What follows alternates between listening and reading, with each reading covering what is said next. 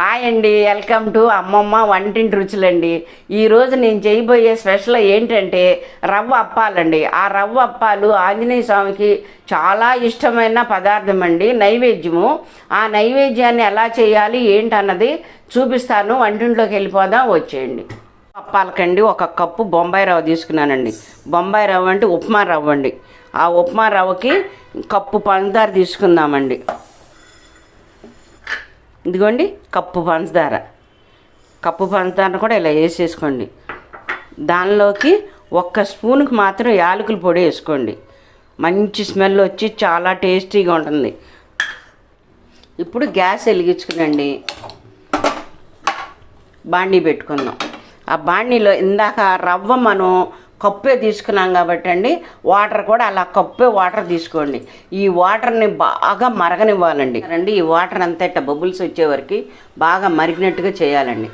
అవి కాకపోతే ఏమవుతుందంటే అండి, మనం రవ్వ వేసుకున్నప్పుడు ఉండలు కట్టేస్తుందండి. మీరు ఎప్పుడన్నా సరే నిదానంగా పోసుకుంటూ రవ్వని ఉండలు కట్టకుండా చేసుకోండి. ఉండలు కడితే ఏమవుతుందంటే అండి, అదంతా ఉండలుగా ఉండి కొంచెం పోసుకుంటూ ఉండండి. దీన్ని గట్టిగా రావాలండి, ఉండకొస్తేనే అప్పుడు బాగుంటుందన్నమాట మనం చేసుకోవడానికి అప్పాలు. చూసారండి ఎలా ఎంత బాగా ఉడికిందో. ఉడికిన తర్వాత అండి పంచదార రవ్వ రెండు ఉడికాక ఇలా గట్టిపడిపోతుందండి. ఆ గట్టిపడిన దాన్ని బాగా చల్లార్చినాక ఉండలుగా చేసుకుని మనం అప్పాలు చేసుకుందామండి. ఒక 5 నిమిషాల్లో ఇది కూడా అయిపోతుందండి మీకు. ఇదిగోండి ఆరిన తర్వాత ఇది ఇలా ఉండలాగా వస్తుందండి.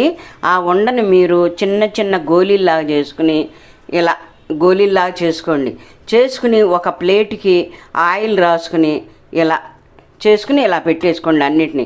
నాకు మాత్రం ఏం ఉండలు రాలేదండి. నేను బాగా నీళ్లు కాగనిచ్చా కదండి, అందుకని నాకేం ఉండలు తగలలేదండి. అందుకని నేను ఇలా చేసేసుకోండి. వెలిగించుకుని మీడియంలోనే పెట్టుకోండి మీరు. ఆయిల్ని మాత్రం బాగా వీటెక్కితే ఏమవుతుందంటే అండి, మాడిపోయినట్టుండి లోపలంతా కాలవండి మనకి అప్పాలు. ఇదిగోండి ఇలా ఆయిల్ పోసుకోండి. అలా అవి మునగాలి కదండి, కొంచెం ఎక్కువ ఆయిలే పోసుకోండి.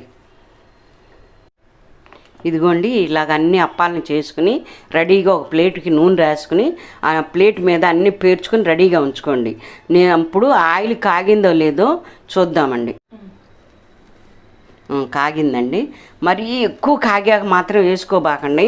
అవి ఏమవుతాయి అంటే లోపల పైనంతా మాడిపోయి లోపలంతా మెత్తగా సలివిడి తిన్నట్టుగా ఉంటుందండి అప్పాలు. అందుకనే కొంచెం నూనె కాగాక మీడియంలో పెట్టుకుని అప్పుడు అప్పాలు వేసుకోండి. చక్కగా నిదానంగా కాలితేనే అప్పాలు కూడా చాలా కరకరలాడుతూ చాలా టేస్టీగా ఉంటుందండి. ఇప్పుడు మీరు ఏమన్నా తినాలి అనుకున్నారనుకోండి, గబుక్కుని అన్నీ మన ఇంట్లో స్వీట్ తినాలి, ఏం చేసుకోవాలి ఏంటని అనుకుంటా ఉంటారు కదా, అప్పుడు మీరు ఆలోచించకుండా ఇలా మన ఇంట్లో ఉండేయనండి ఇవన్నీ కూడాను ఇలా వేసేసుకుని స్వీట్ హ్యాపీగా తినేసేయచ్చండి మీరు ఇంట్లోనే. చూసారా అలా వేసేసుకోండి అన్నింటినీ. చూసారండి గోల్డెన్ బ్రౌన్ కలర్ వచ్చేవరకు ఉడికి ఆగిపోయిన తర్వాత వాటిని ఇలా తీసుకోవాలండి. తీసుకున్నాక కొంచెం ఆయిల్ ఉంది అనుకుంటే మీరు ఇలా నొక్కేసుకోండి. ఆయిల్ అంతా పోతుందన్నమాట. ఆ పోయిన తర్వాత వీటిని ఒక ప్లేట్లోకి తీసేసుకుందామండి, సర్వింగ్ బౌల్లోకి.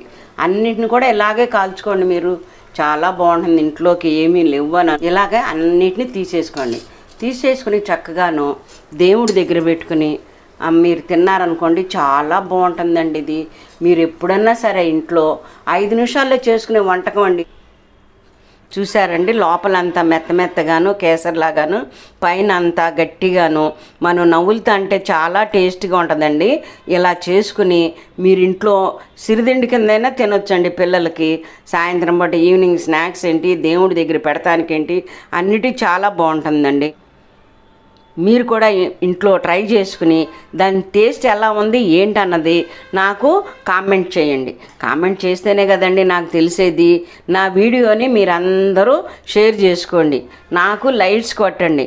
నా వీడియోని చూడని వాళ్ళంతా కొత్తగా చూసే వాళ్ళు ఉంటే మీరు మాత్రం సబ్స్క్రైబ్ మాత్రం మర్చిపోబాకండి.